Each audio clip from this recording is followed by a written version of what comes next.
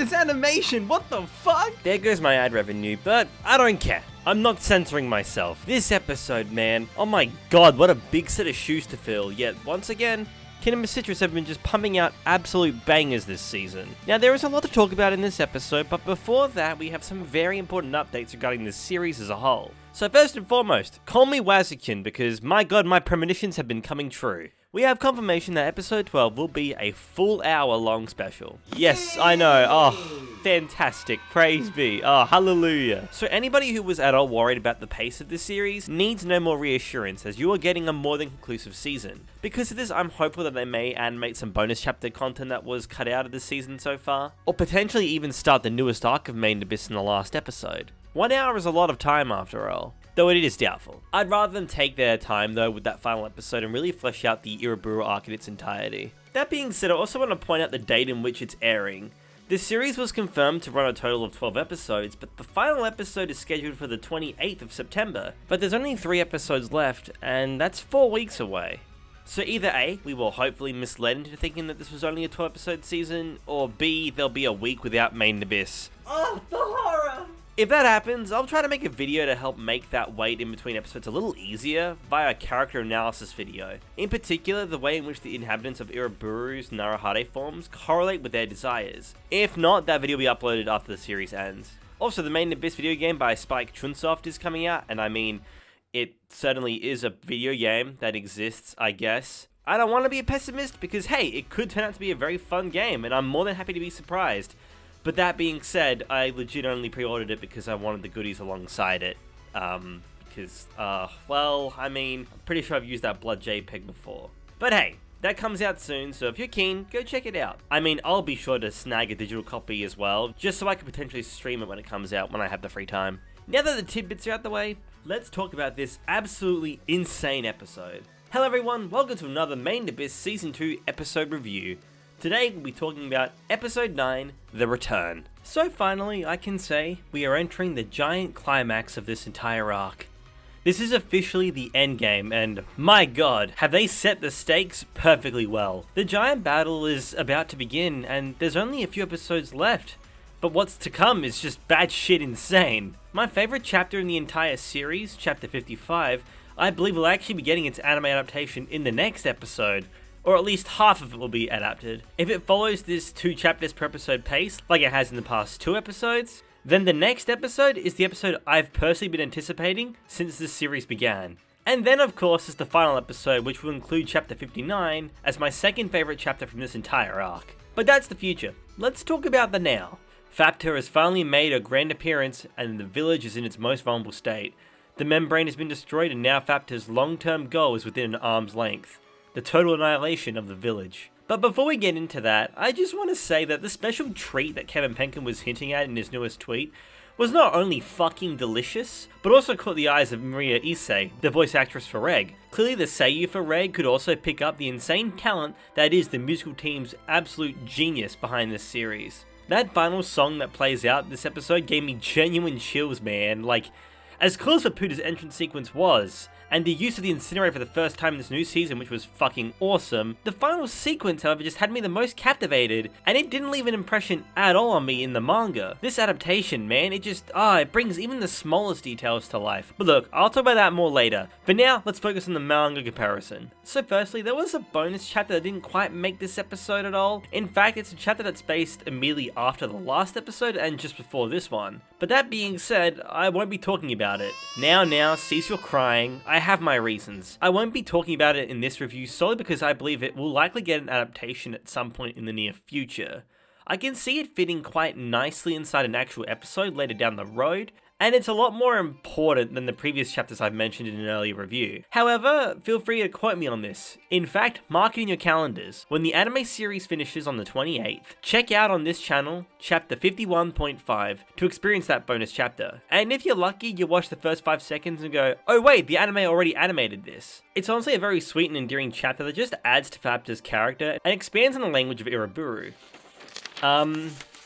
Oh no, not again. Yo, I'm gonna lose my job as a manga comparer. because this anime just keeps following the manga super closely. I can't believe I'm gonna say this, but for once I wish the anime didn't follow the manga to a T. Doesn't give me anything to talk about, damn it! How dare this adaptation be so superfluous and faithful? The only other difference I could find is that when Reg is recalling the events that led up to the decision to use the incinerator again, he recalls a memory of Riko that isn't actually seen in either the anime or the manga.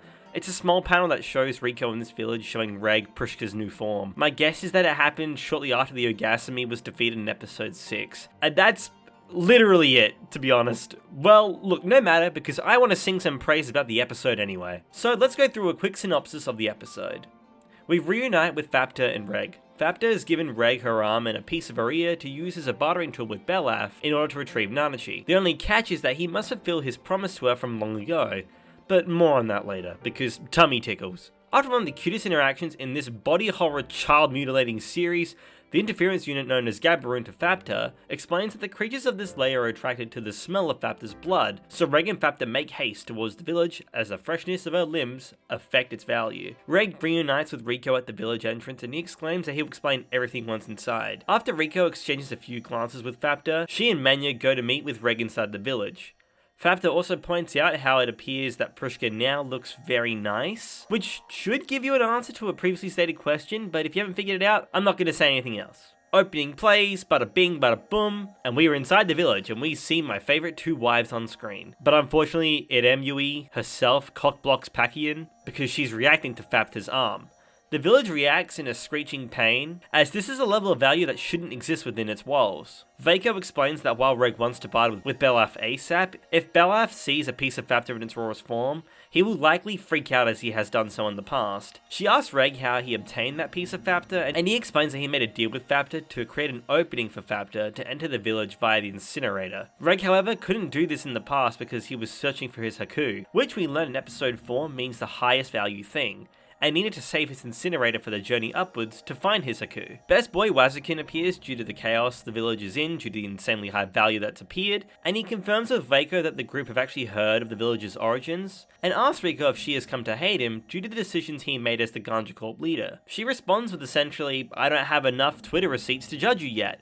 Which, I mean, I'm proud of you, Riko. If only everyone on Twitter had this mentality, the world would be a much better place. Riko then questions Wazukin's motives. Knowing the kind of person Wazukin is, based on Vaiko's story, she deduces that Wazukin still hasn't exactly given up on finding the Golden City, and wants the villagers of Uraburu to also set out to tackle the Abyss once more, as everyone within the village seems to still have a yearning to delve deeper. Wazukin never confirms nor denies it, but his silence speaks volumes. Dorimo then appears due to the value of the village being distorted, and combines with Irem Yui's children because it feels as if the village itself is in danger because of this high stake value that's appeared. The reason it fuses with him and why it doesn't risk being balanced when destroying Fapta's value is because, as Wazukin explains, Juramo isn't like the other Narahade of the village. In fact, it was born from Irem Yui's despair when Vaiko and her had lost connectivity when Vaiko fell into her own darkness. Because of how close these two are, Irem Yui's pain took the image of what some of Vaiko's despair looks like, her abuser in a Narahade form. It seals the entrance to the village and Reg does his best to distract it, but its power overthrows the entire village. The arm gets taken away from Reg and out of desperation, he uses his incinerator, but blows a hole straight through the membrane, opening the gateway for Fapta. Reg, aware of how he will pass out within 2 hours, asks Mugi, Marsan and Magikaja, aka my favourite Narahade trio, to find a place inside the village to hide Riko, as the outside is even more dangerous than the inside. They agree, but as soon as they're about to assemble a bigger team, Fapta arrives. She exclaims how nothing in this village will be left standing, and that she wishes nothing but death upon everyone who has been living within it. Jurimo attacks Fapta using the balancing, but she instead absorbs it, as they are her siblings and they only want to support their younger sister and mother in their liberation. This heals Fapta's wounds as she begins her genocide speedrun. We cut back to Nanachi, who was recalling the events of the Ganja Corps through a dreamlike state and through what is implied as Belaf's view of the whole situation. Nanachi awakens from that dreamlike state and notices that Belaf's domain is lacking, an entire roof. When Nanachi asks what's happening, Belaf merely states that the time to awaken has come, and starting now, it is no longer a dream. And then the episode ends. God, man, what a meaty episode. There's just so much to love about this episode, and I'll just cut right to the chase. First and foremost, above all else, I adored the 2 new tracks that played in this ep. The theme that kicks off when Fapta emerges is the right level of intense, but also the right level of mythical. It's not over the top, there's no opera, but it's not at all relaxing. I think that scene was handled absolutely perfectly, both from an animation standpoint and a voice acting standpoint. I'm telling you, dude, Misaki Kuno better win some fucking awards for her performance this year in the Crunchyroll Awards. Her range just, never fails to impress me, man. From the insane screaming from the last episode to now what even sounds like a completely different Seiyu, but it's definitely still Misaki. And then she easily switches back to Faputa's normal voice, like, what an exceptional craft, man. And regarding music, that final track. God, goosebumps, honestly, just got goosebumps throughout. The fact that the song that is being sung in this show is supposedly sung by Belaf, and they use it to close out the episode was just brilliant. It's a seamless but small detail that just works with the series. Easily my favourite part of this episode was how it left you with such an ominous omen through that final line of dialogue, but supplied it alongside an insanely beautiful track. That is what I was trying to explain during my review of episode 7. The pairing of soothing music alongside horrific themes is exactly what Made in Abyss's love language is. It all feels like the norm in the Abyss. That final sequence, despite how quick it was, to me, really just reminds me how this series has such a unique way of presenting its incredibly dark source material. It's so different to anything of a similar genre. And just, man, I'm so proud of Kevin Penkin and all those involved. While I'd suck this man's dick for free, I still want to sing praises to the talented people who play their part in bringing his ideas to life. Another thing I really loved about this episode was how they brought smaller details to life too. Like with Pakian, that small little adorable reaction she had to seeing Veiko wasn't exactly translated well in the manga, but the anime went that extra step to kind of give her a bit more characteristics, and I love that. I like that she kind of just stands there hoping that Veiko recognizes her. Perhaps my ship can still sail! I also like that exchange between Riko and Wazukun a lot. After watching this arc, honestly, I think that while it caters towards Reg's character arc the most, I think the balance has still been pretty damn good so far. But honestly, Riko, man, she's been still in the spotlight, and I'm really glad about it. While Reg is my all-time favorite character of the series, Riko is just such an integral part to it, and this season has done such a good job of representing her. Riko being semi-understanding of Wazukin's intentions, but still not resenting him, is just so fitting for a character. Like, think about it.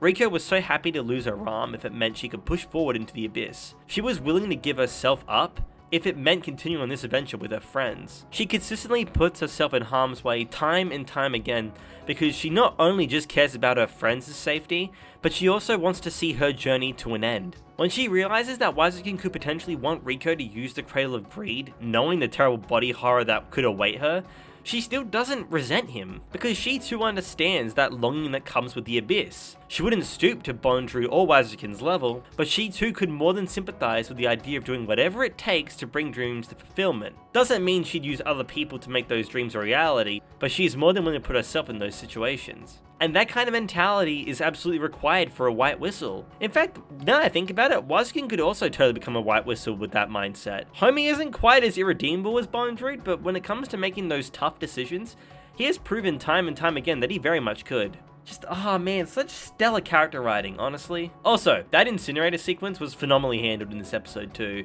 While I was expecting Reg's theme to play, I actually quite like the choice of having no music at all. It just makes the intensity of the boom that plays when the incinerator fires all the more intense. And it also mirrors episode 5 when the incinerator is first fired. A small but subtle detail, but you know, I noticed it and thoroughly enjoyed that. While I do think it was definitely more detailed in the manga, I do think the anime overall just did that sequence better. The fact that the entire background fades into shadow and the one thing that's lit up is the incinerator blast was such a cool stylistic choice. It just illustrates the power that comes with Reg's ability to rewrite the laws of the abyss. And finally, Fapta's emergence sequence, man. Just chills. Chills straight up. You can really hear the pain and hatred in her voice. The animation and facial expressions also had me gasping at moments. It was just such a well executed sequence that really paints the stakes of this endgame final battle. This was such a great way to kick off what will be some of the rawest shit in the Made in Abyss franchise. Overall, I will say it did the source material not just the justice it deserves, but went above and beyond it. Kind of like what I was hoping with the last episode. Some of the compositing, by the way, was like film quality level. I'm genuinely obsessed with this shot, like, look how smooth this is, man! And the fact that it mimics the manga's use of glint on Fapta's arms and horns is just a great attention to detail. This adaptation is just too good for us peasants. I can't believe all you need to watch this masterpiece unfold is a HIDIVE subscription. Take all my money, Kingdom Citrus. Seriously. drink my wallet dry, much like how Belaf drinks his MIDI milkshake. I think that's where I'll end today's episode. Hey, thanks so much for watching this review. I appreciate your time so much. If you want to support the channel, why not subscribe and check out my previous video where I break down the incredible experience I had when meeting Kevin Penkin. You know this channel is Penkin certified, right? If that doesn't prove that this channel isn't worth a fat sub, then I don't know what is. Yo, I don't think I'm ready for next week when we see both chapters 54 and 55 animated. While 55 is my all-time favorite, 54 is a fucking great appetizer. We have truly been blessed with this adaptation so far, so I can only imagine that the next episode will truly resonate with people all around the world, as the source material really resonated with me. God, I'm so ready for more Made in Abyss. With that, I shall bid you adieu. I shall see you all next week for what could be the best episode of Made in Abyss so far. Until then, I'll see you even deeper in the abyss.